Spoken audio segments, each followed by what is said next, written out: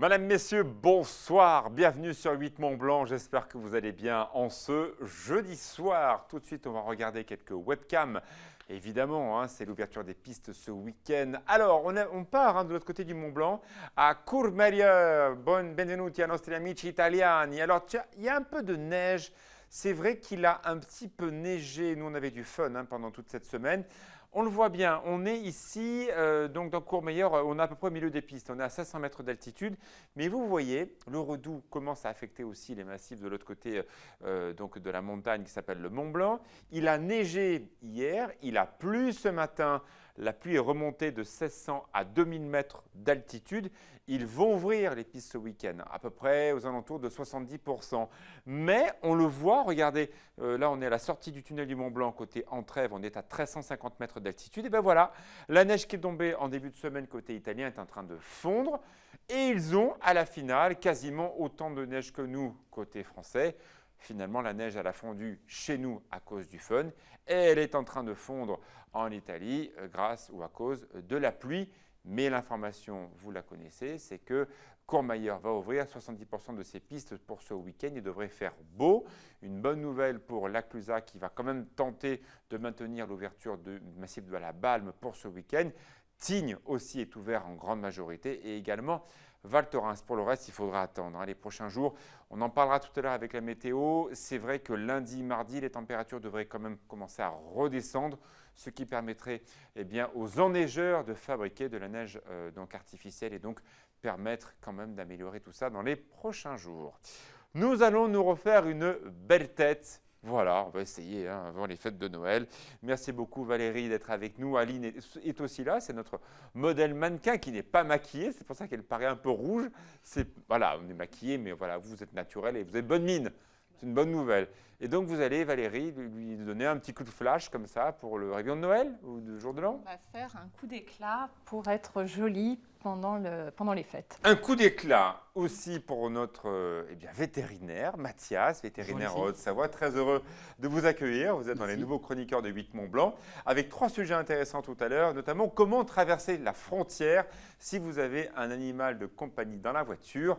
Vos conseils dans quelques instants. Bienvenue. Merci. On parlait de l'Italie il y a quelques instants. Pauline, c'est vrai qu'il y a un grand enjeu, c'est la construction de ce Lyon-Turin, le premier sujet développé ce soir dans le cadre du JT. Exactement, c'est le troisième et dernier épisode de la série qui était consacré au Lyon-Turin que Jean-Paul Crespi a fait. Aujourd'hui, on s'intéresse à une entreprise qui est à côté, qui fabrique les anneaux en béton armé qui vont soutenir en fait le revêtement du tube sud de ce tunnel. Alors, il faut savoir que c'est une usine qui va fabriquer 5827 anneaux très exactement et il faut absolument pas qu'ils soient en retard parce qu'en fait, le tunnelier ne peut pas s'arrêter et s'ils sont en retard, ça va devenir compliqué. Donc voilà, Jean-Paul Crespi nous fera découvrir cette entreprise hors norme. Et vous voulez me faire manger un tableau? Exactement, c'est Patrick Agnolet. C'est quoi cette histoire? Alors c'est Patrick Agnolet qui a sorti et qui a breveté tout simplement un tableau, plus que ça, je mange un tableau, un tableau en chocolat. Ah bon.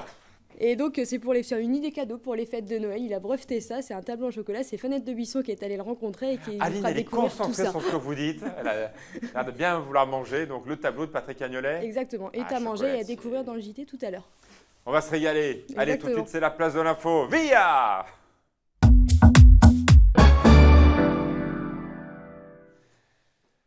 Alors voilà, nous allons nous refaire une jolie tête pendant ce rendez-vous qui va durer à peu près 10 minutes. Valérie, vous êtes donc le bistrot de la beauté, vous êtes situé rue Joseph Blanc en plein cœur d'Annecy. Aline est à côté de vous, elle n'est pas maquillée. Je vous laisse commencer à travailler avec elle et quelques trucs et astuces pour se refaire un petit coup d'éclat. Comme ça, là, vous avez préparé la dinde de Noël, vous ne savez pas comment vous refaire un peu comme ça une beauté. Valérie est là pour nous, allez-y. Et vous m'expliquez ce que vous faites sur Aline. Alors, on va déjà commencer parce qu'avant les fêtes, on est en fin d'année et souvent on est très fatigué. Ah oui, on est tous fatigués. Donc, on a besoin vraiment d'allumer les projecteurs et puis de se faire un joli teint. Très bien. Donc, pour ça, alors moi, je commence toujours par utiliser un primer. Alors, un primer, ça va être… Allez-y, on vous suit. Le coup de… On va donner… on va lisser tous les traits de fatigue et on va booster l'éclat du teint de notre modèle. Si vous nous rejoignez en cours de route, on rappelle que Aline n'est pas maquillée, elle est naturelle, elle est en bonne mine, c'est plutôt très sympathique. Elle est comme dans votre institut de beauté, le salon de la beauté, nous sommes en plein cœur d'Annecy. Elle vient d'arriver et on met un primer comme ça, donc en sous-couche, hein, avant d'appliquer le maquillage, qui va permettre de réveiller le teint. Voilà. C'est ça Valérie, hein? C'est aussi, alors on est aussi sur ce côté, alors moi j'aime pas trop le thème sous-couche parce que ça fait un petit peu bâtiment, Ah. mais on va être plutôt sur le thème vraiment coup d'éclat. D'accord, très bien. Coup d'éclat, moi je le qualifie de bande velcro du maquillage. Parce Très que bien. ça va apporter une tenue au maquillage. Bande velcro, ça fait un peu basket, mais bon, Voilà, vous me mais bon. critiquez le sous-couche. Je taquine Valérie. Alors, donc là, vous mettez le primer donc, sur le visage. Est-ce que c'est aussi pour que le maquillage tout à l'heure tienne mieux? Voilà, c'est ça. C'est pour ça que je D'accord. l'appelle bande velcro parce que c'est vraiment le produit que l'on va glisser entre la crème et le fond de teint et pour permettre au teint de mieux adhérer, de mieux tenir tout au long de la soirée, voire plus. D'accord. Ne vous inquiétez pas si Aline est un peu rouge, il fait très chaud sur le plateau. Mais ça tombe bien parce qu'Aline, moi je suis comme vous, lorsque j'ai des amis qui viennent à la maison, entre le four à préparer à manger, on est écarlate. Et c'est là qu'on se dit, bon Dieu, c'est pas possible la tête qu'on a. Et c'est là qu'on a besoin des conseils de Valérie pour être comme il faut, comme vous saurez dans 5 minutes, belle, pétillante et prête à accueillir vos invités pour les réveillons de Noël et de jour de l'an. Là, il y a déjà un changement, hein.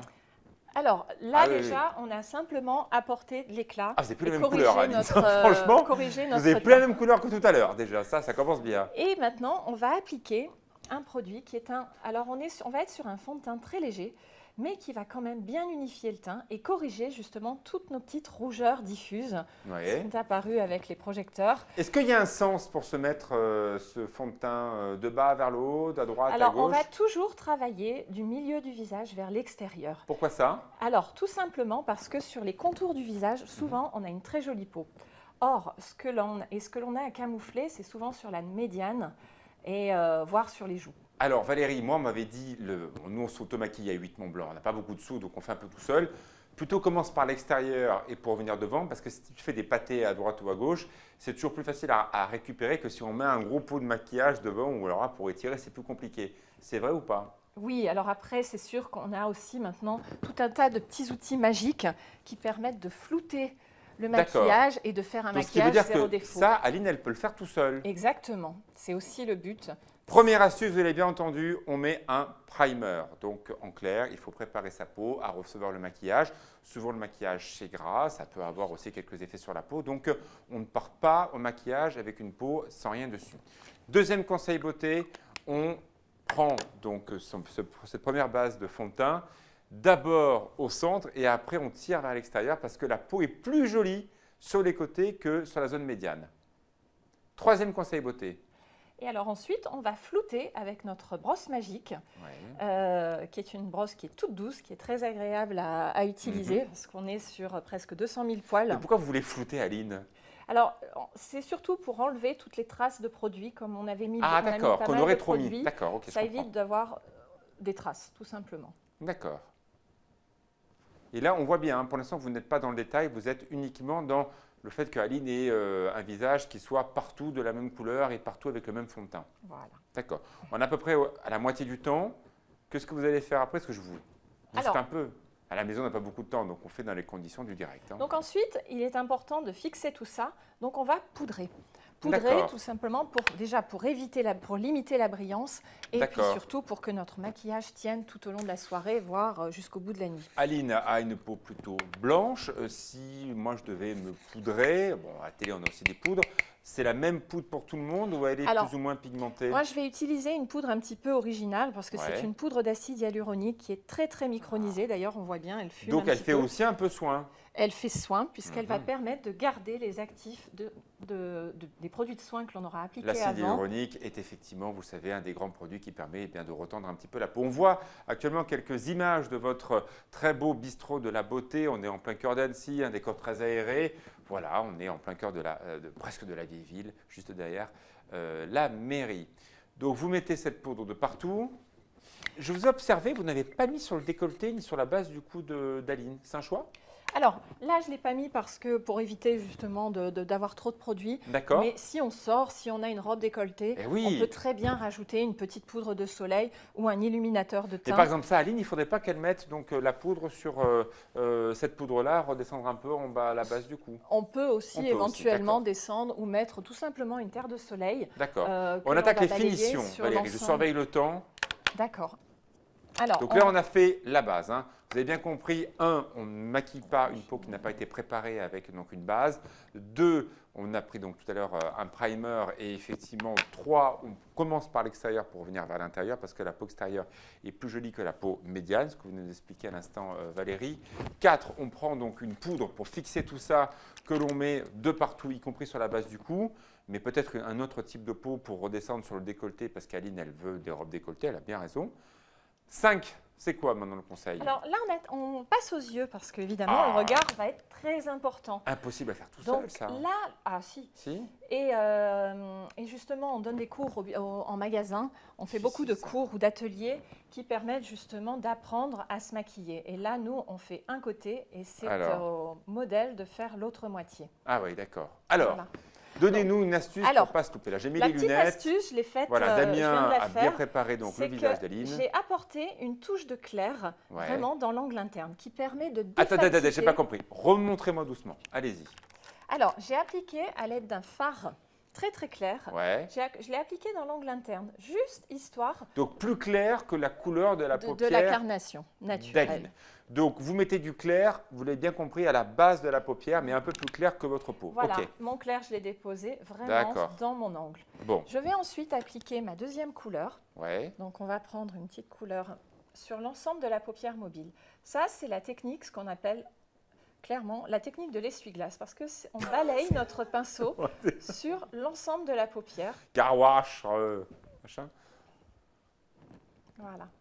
Et plus on va travailler notre fard, plus il tiendra. Parce que souvent, le fard migre au milieu de la paupière.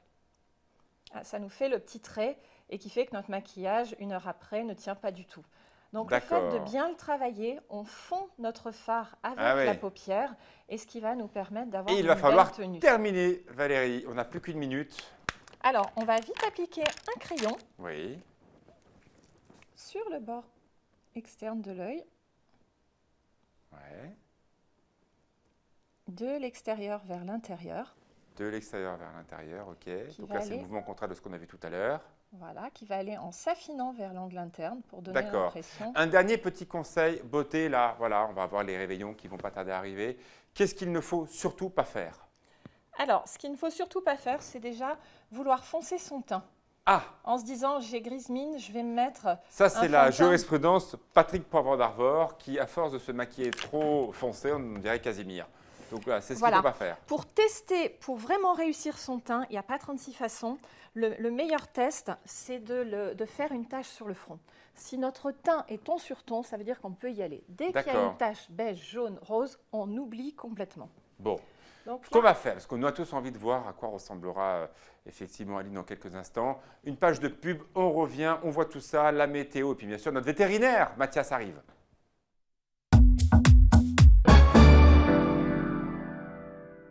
De retour dans la place de l'info. Voilà, on est en train de maquiller Aline actuellement en direct. On va voir dans quelques instants le résultat final. Mathias, notre vétérinaire, nous a rejoint.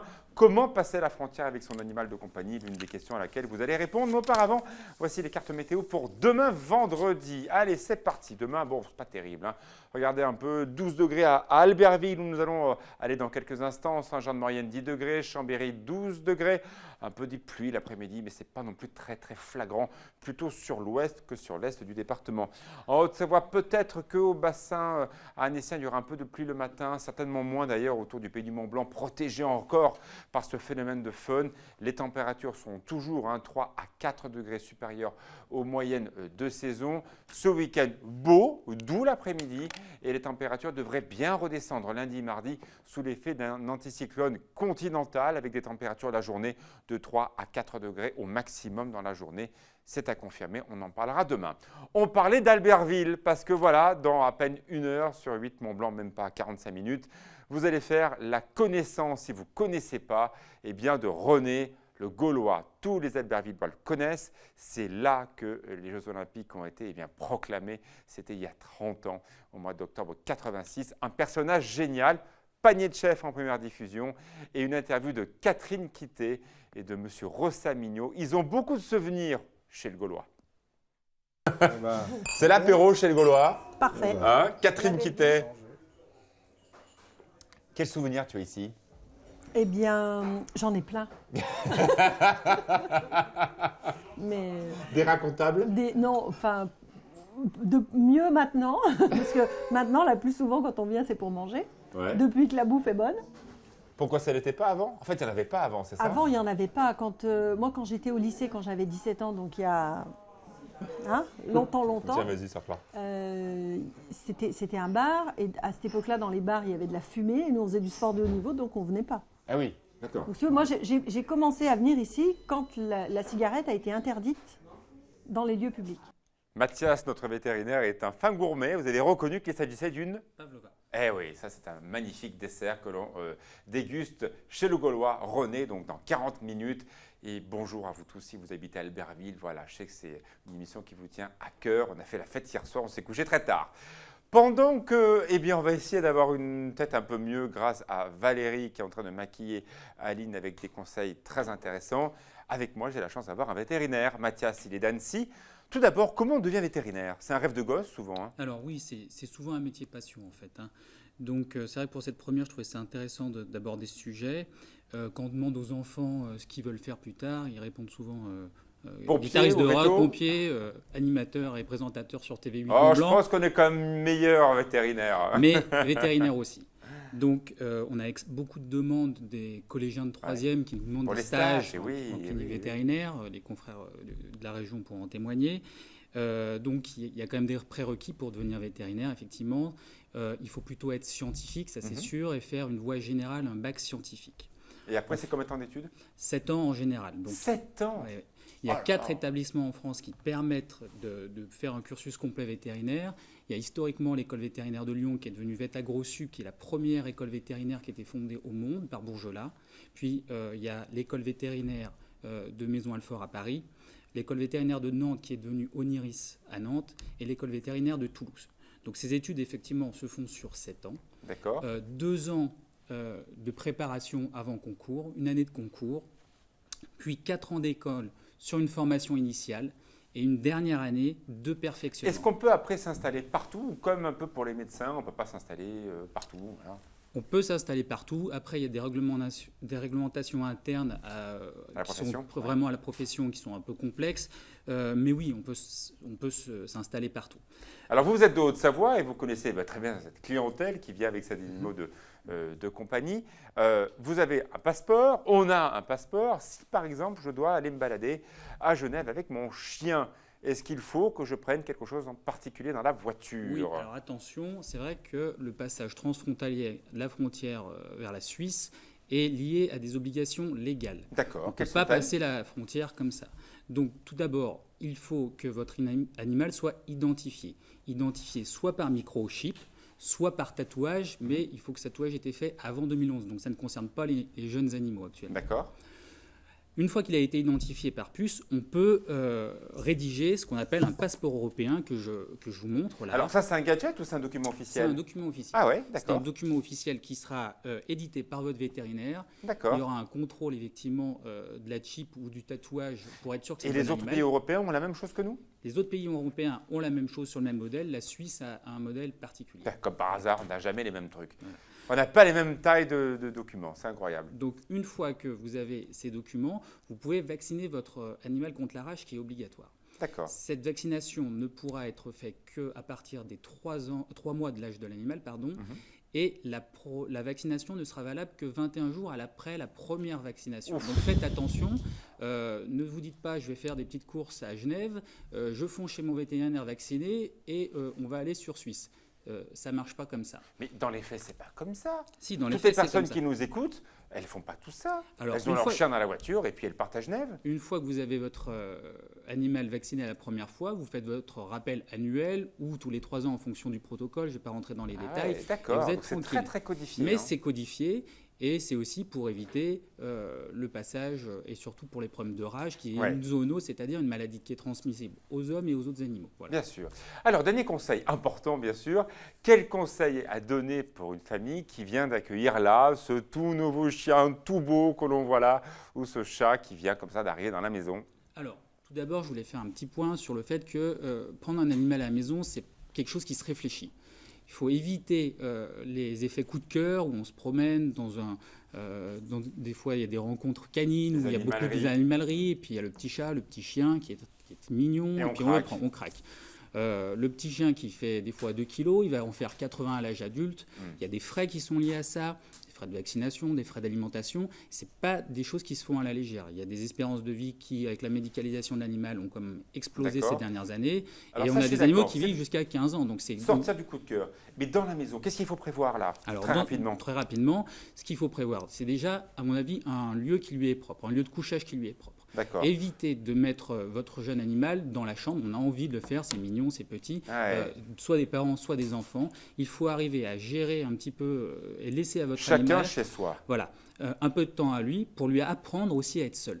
Parce que si vous êtes en permanence avec votre animal, les moments où vous serez obligé professionnellement et de vous séparer de lui et de le laisser seul, il peut développer avec le temps une espèce d'anxiété de séparation. Donc il va hurler dès que vous êtes pas là. Il peut se mettre à hurler, faire des dégradations et ça donne des problèmes de voisinage qui sont parfois problématiques. Plus le stress de l'animal. Voilà. D'accord. Et dernière chose, la maison, est-ce qu'il faut la transformer pour l'animal? Parce que voilà, souvent on voit des gens qui font des trous dans les portes pour faire les chatières. Ça, c'est quelque chose qui se fait relativement facilement. Effectivement, pour un chat, c'est facile. Mais non, il n'y a pas de choses particulières à faire pour un animal. Il y a des règles à respecter. Contactez votre vétérinaire qui pourra vous donner tous les conseils adéquats concernant l'alimentation, la vaccination, l'apprentissage de la propreté. Et tout se passera bien. Merci beaucoup, Mathias. Vous viendrez très régulièrement sur 8 Mont Blanc nous parler, comme vous l'avez fait très simplement, des bons conseils lorsqu'on a un animal qui arrive à la maison et le dorloter parce qu'on les aime. Un petit regard sur Aline, qui est toute belle. Voilà, Valérie, le bistrot de la beauté, vous êtes en plein cœur d'Annecy. Je crois que ça se passe de commentaires. Aline, elle est rayonnante et elle est prête à faire la fête. Absolument. Tout de suite, on retrouve un autre très beau visage, celui de Pauline Courceau. Passez une bonne soirée.